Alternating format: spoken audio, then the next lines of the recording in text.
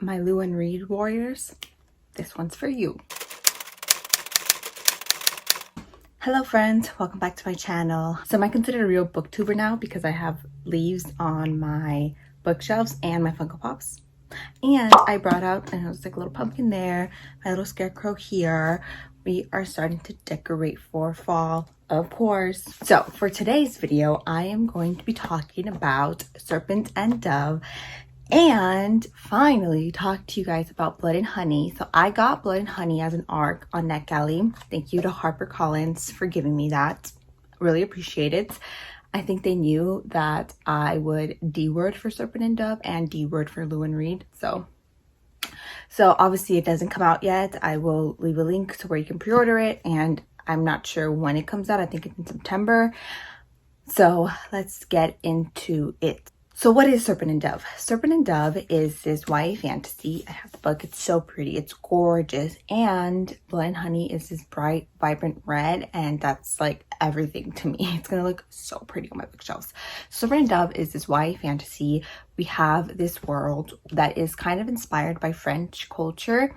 And in this world, we have witches, and witches are only female in this society. So we have our main character, Lou. She is the daughter of the head witch. In one of my previous videos, I tried to say the correct word in French. Everyone point and laugh. It was not good. So I would just say she is the main witch. And so the main witch, there's like a lot of feud between the humans of this world. I don't even know what the world's called.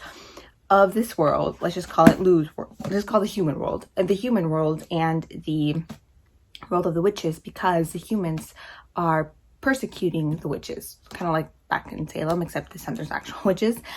So, okay. So the main witch, Lou's mom, Morgane, she wants to kind of kill off the king and his bloodline, and she wants to kill the archpriest, the archbishop, the head priest. Oh my god, I literally just read this and I'm like already the head priest, right?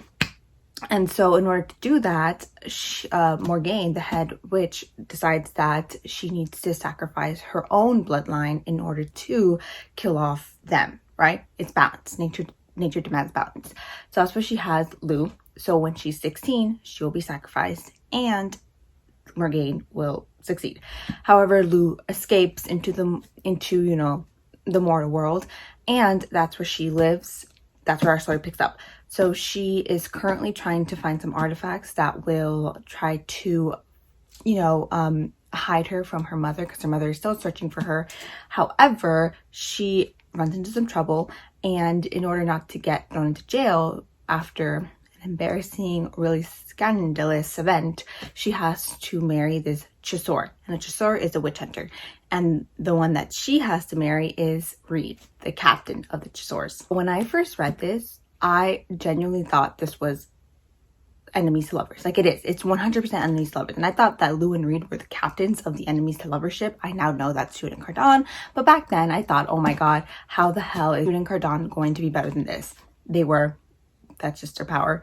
So basically we have Lou and Reed, and they have to live together. They share a bedroom, maybe even a bed. They do share a bed. It's out already. And they have to learn how to live with each other. So obviously Reed doesn't know that she's a witch, or else he would have killed her. So why they hate each other is because Lou is very improper, and she is very she's like a normal girl. But back then, or in this society, and in Reed's eyes, women have to be proper, they have to be nice, they have to be delicate, they can't fight, they can't curse, all of that. Lou was like, no, forget that. I can do what I want. No one is the boss of me, right?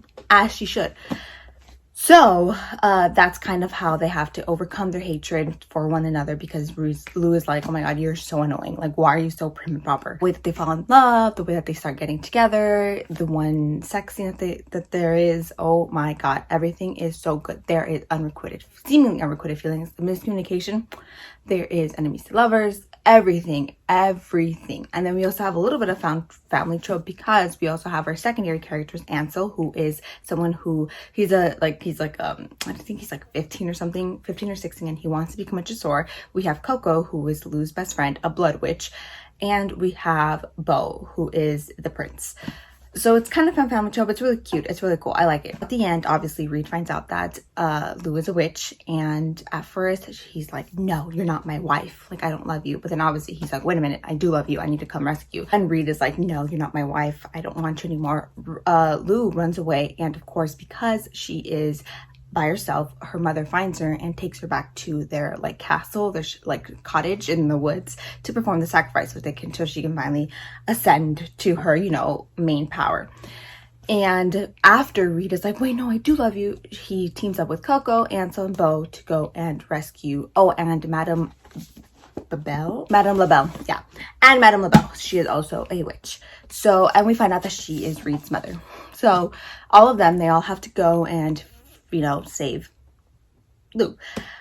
I really like this. So, okay, so the first one, until they do save her, and then they're on the run because now they realize what Morgaine wants to do, and they have to go warn everyone and defeat her. So that's the premise for the second book, is now they know what Morgaine wants to do.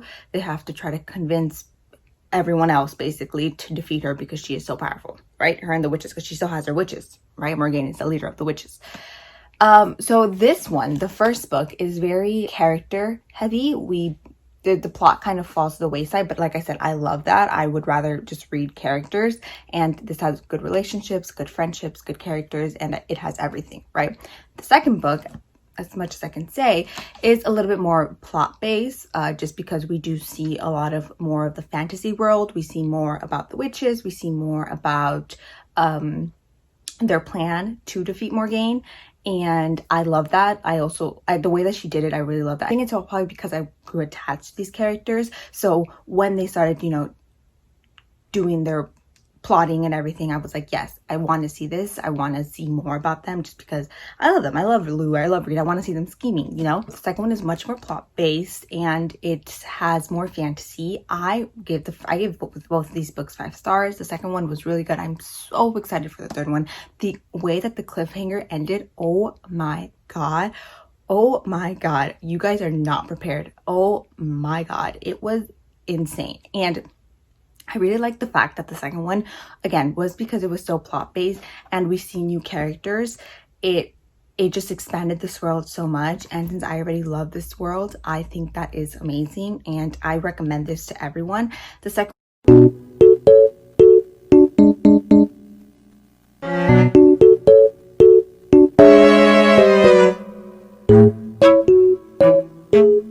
first one, Lou and Reed were just obsessed with each other, right? They were just obsessed. They loved each other. They just wanted each other. They were like, no matter what, I will love you, la la la, right? They overcame this big thing.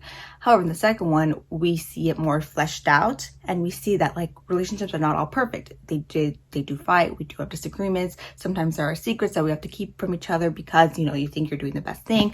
It's not perfect. And I like that the second one, we see that the relationship is not perfect, and that's fine. That's totally fine. I still love that because we see real life, you know, fleshed out problems. And I think that makes it even more realistic. And I think that made me more attached to them and to their relationship. And we also see a lot of fallout from the first one into the second one. So we see, you know, Reed realizing that, remember in the first one, Reed killed the archbishop. So we kind of see him dealing with that and dealing with his new loyalties and how he has to maybe, I don't know, if because remember they said they have to go convince everyone, including the chasseurs, you know, if the chasseurs will believe them. If they don't, like, they're going to be on the opposite side. So he has to deal with that. And then we also see more Beau, love him. We see more Coco, and they said that they wanted to go visit Coco's family. So we see more of Coco, her background, her family, her coven, all of that. And we also see more of Ansel, and we see Ansel and Lou's friendship kind of flesh out. And of course, we see more of Lou and Coco. Ugh, friendship, love that. So I think that the second book is a really good continuation of the first one, even better, just because for people who gave this 3 stars and were like, the plot wasn't really there, the second one will give you that. The second one will give you plot points. They will give you a bigger world. They will give you more fantasy. It will really become a fantasy, and you see all your favorite characters back. And honestly, it makes you love them even more because it's continuing. You know, it's like it gives them I think the second one gives them a lot more substance, and it fleshes out their characters individually and their friendships together. And it was good pace. Also, I will say that, because, you know, you're like, oh my God, like all of this, how is it paced? We just see character development, like what plot? No, it's really good pace. So it's like, it's told obviously like in parts, like she does in the first book, and we see, you know, different scenarios, different settings, different people, but she sprinkles in obviously her old characters as well, and she does it beautifully. She does it perfectly. Like I said, 5 stars. I loved it. I picked it up and I finished it all in one setting. I think it was exactly what I needed, and I was obsessed. I just loved that I saw more of Lou and Reed, and honestly, I just love that I saw more of their relationship. I think that's exactly what I needed, because I told you I'm a Lou and Reed warrior. And yeah, also I did love the fact that Shelby Mahurin, she does a really good job in describing all these fantasies and people and all that, just because when she started like introducing all of this new plot, like all of these new schemes, all of these like, okay, we have to go do this, and then we have to go do that, and we have to go meet this person, and you have to go there. I was kind of scared because I was like, oh my God, especially because I was reading it, you know, on my Kindle. I was kind of scared because I was like, oh my God, what if I can't keep up? You know, like what if I have to keep on skimming, going back? No, that's not the case. She literally writes it so well, and she writes it so simply but also complex, where you're just like, okay, this is like nothing new. Like she adds her own spins to it, and I think that's really cool. And there's this one scene that is so freaking crazy.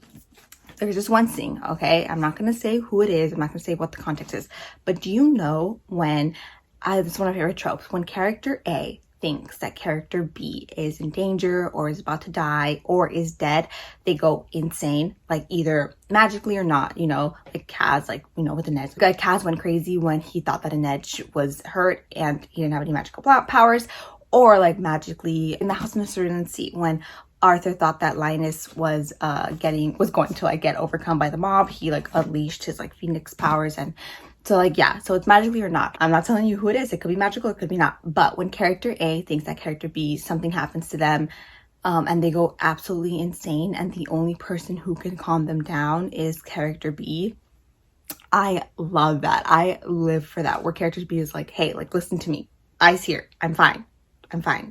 You can calm down. Don't kill anyone. I love that so much. I think that's one of the reasons why I really like the House of Cerulean Sea, because of that scene. I love that. Oh my God, I just love the angst. So yes, that's one of the tropes that was in there. And yeah, all of it's still in there. The angst, everything. This was just a really good book. If you're hesitant to pick it up because Serpent and Dove wasn't your cup of tea, do it. Still do it. Like, I promise you, this will make you you're gonna give this a 5 stars, and you might even change your rating for Serpent and Dove to 5 stars, just because you're gonna be like, wow, like I love this world, I love these characters.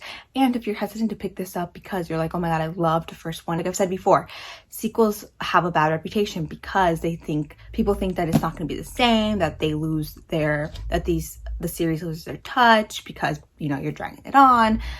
No, I promise you, it's not.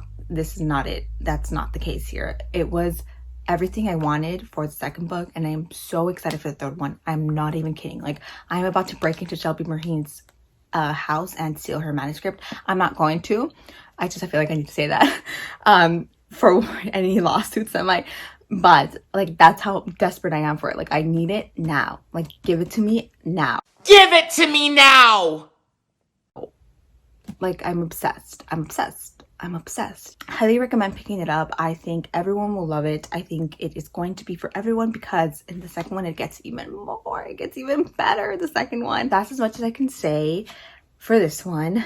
Obviously I would love to tell you guys everything that happens, because I literally just need to. Like, when it happened, okay, after I read it, I was like, oh my God, like, who do I call? I was like, who can I tell about this? And I couldn't. A lot of people that I saw on my timeline, their request got denied from NetGalley, or they just can't read it right now because they're like, I'll pick it up when it comes out. So I was like, I need to tell someone about it if that happens.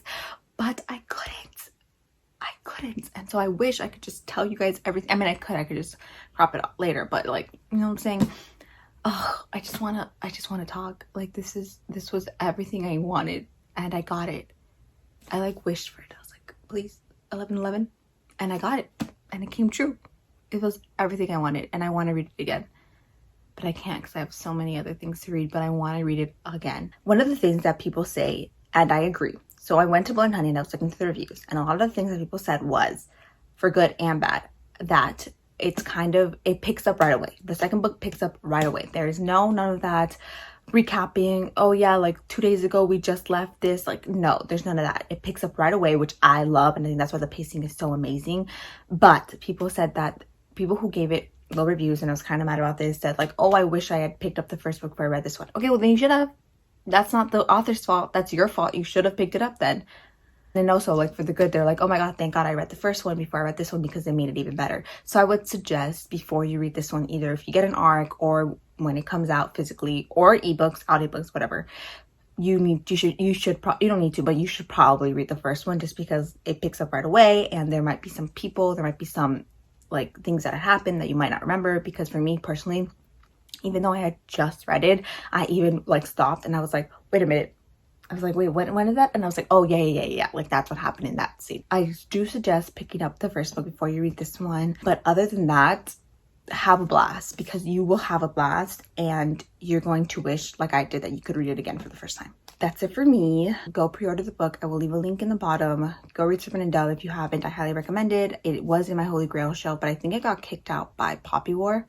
I think the Poppy War booted it out of there. Go read this book, and I will see you in the next one. I hope you guys like this. Stay safe, and go read your favorite book for me. Bye!